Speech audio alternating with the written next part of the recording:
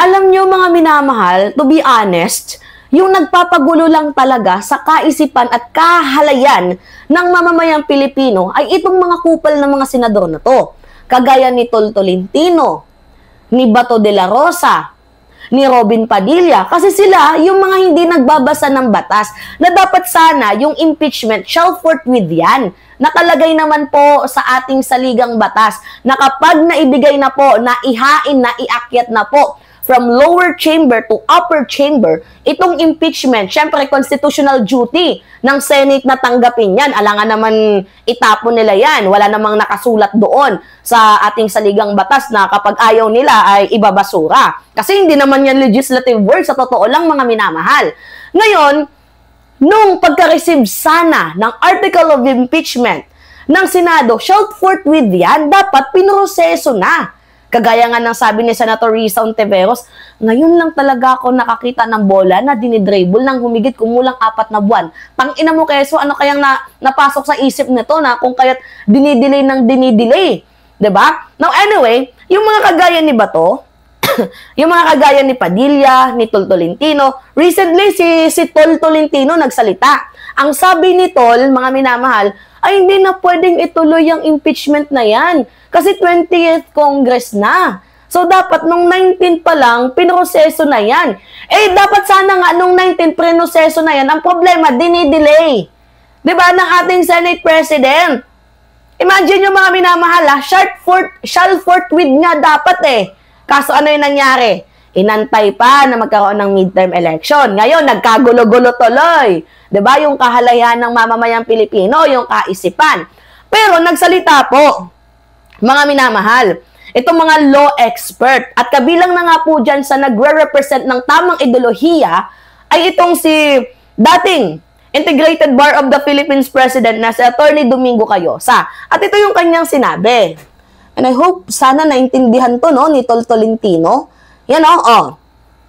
Sabi dyan, impeachment trial ni VP Sara Duterte maaaring tumawid sa 20th Congress. Kasi ang sinasabi dito ni Attorney Cayosa Domingo, mga minamahal, ang Senado is continuing body.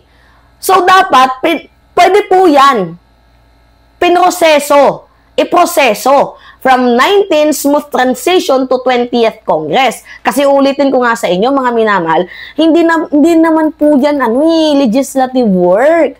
'Di ba? Yang impeachment na yan, mga minamahal.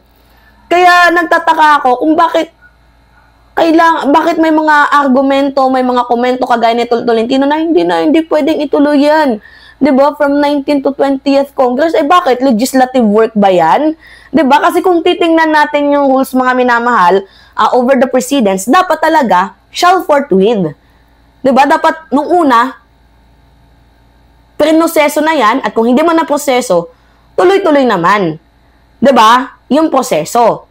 Now, kaya nga sabi ko sa inyo, sila yung nagpapagulo eh. Sila Bato, sila Tol Tolentino, sila Robin Padilla, 'di ba? Naghain pa talaga ng draft resolution. Akala ko ba, sabi ni VP Sara Duterte, bloodbath. Oh, bloodbath naman pala eh. Bakit yung mga alila mo, yung mga attack dogs mo, ang dami ng hanash, 'di ba? So ngayon nga po, mga minamahal, bukod pa diyan, meron ding ilang mga mambabatas ang nagsalita patungkol nga po sa pandidelay sa impeachment ni VP Sara Duterte. So yan, basahin natin. Senate risk. Okay. Senate risk betraying the Constitution over Sara's delayed impeachment trial. Sabi po yan ng isang House prosecutor. So, the Senate risked betraying its constitutional duty if allows the impeachment case against Vice President Sara Duterte to lapse. A House prosecutor said on Tuesday amid concern that the case may be prematurely dismissed without trial due to supposed constitutional challenges. Alam niyo yung ginawang draft resolution ni Bato de la Rosa, pwede naman talaga yon.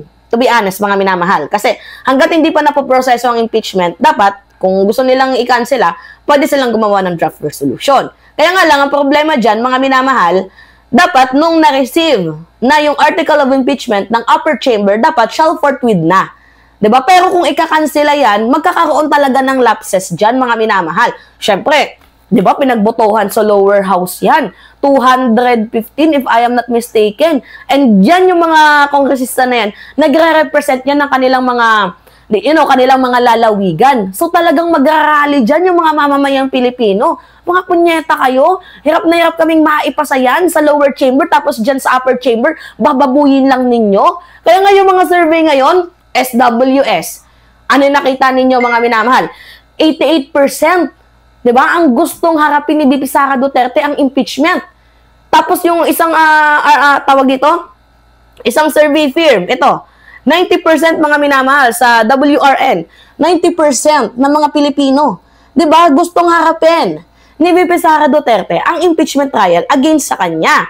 Now anyway, mga minamahal, basahin natin to. Sabi dito, Iloilo Representative Lawrence Defensor, ito, isa sa pinakamagaling na House Prosecutor din, mga minamahal, diba, ng impeachment ni Vice President Sara Duterte, said he disagrees with the interpretation of fellow lawyer Senator Francis Tolentino, who argued that the impeachment complaint would be effectively dismissed since unfinished business cannot be carried over to the 20th Congress. So palpal naman dito si Tolentino, mga minamahal, sa kanyang remarks because of the, other lawyers' opinion. To be honest, mas, di ba, yung IDP president before, di ba, na si Domingo, nagkomento na ang Senado is a continuing body. So, bakit i-stop? For what reason? Di ba, guys? Okay.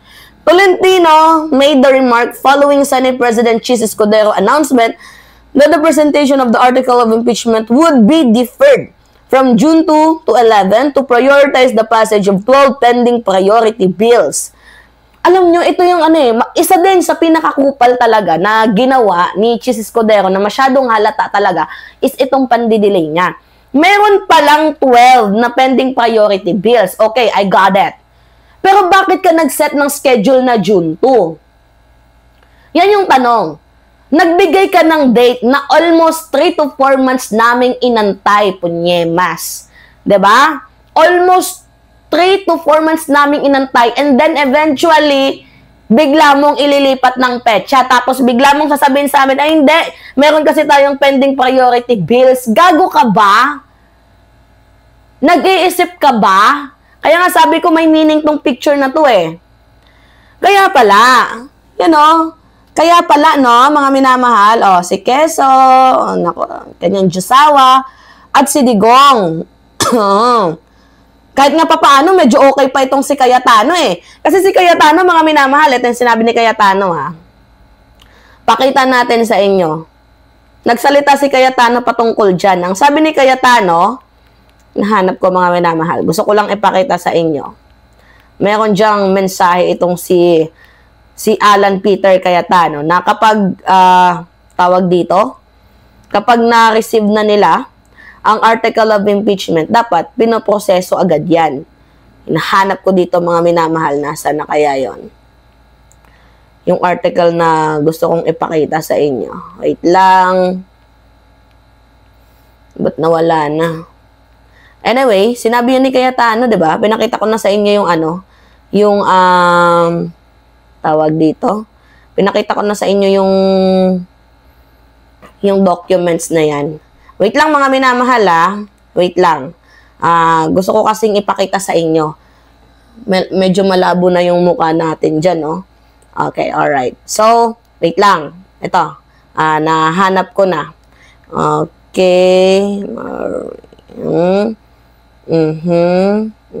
Ito. Wait lang. Ito.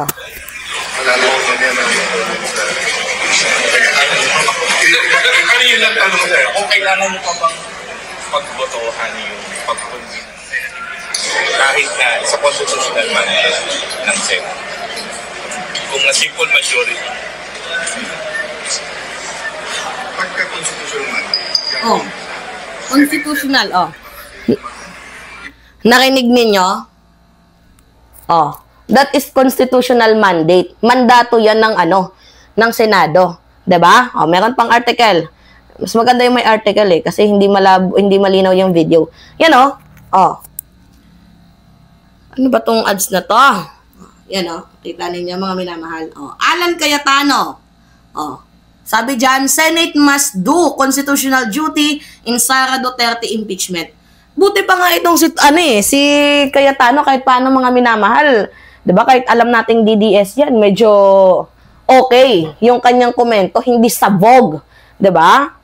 Dito nga po sa paniniwala niya tungkol dito sa impeachment ni VP Sara Duterte. 'Di ba? Nagigets ninyo? Kaya I don't really get the point kung saan yung hugot ng gagaling. Itong meron si Tolentino, sila Bato, at itong si Quezon. Okay. Anyway, mga minamahal, yun po. Tapos dagdag ko lang din, yung proceeding, diba, syempre, una, sasakdalan ng mga prosecutor itong si Sara Duterte ng hatol sa kanya. Kasi, diba, mga prosecutor, taga-prosecute nga. Now, ngayon, ang nangyayari, mga minamahal, June 11, tapos gaganapin daw by 4 p.m. Like, what the heck? 4 p.m? Eh, di ba nagsasarado ang Senado alas 5? Tangay na mo, cheese!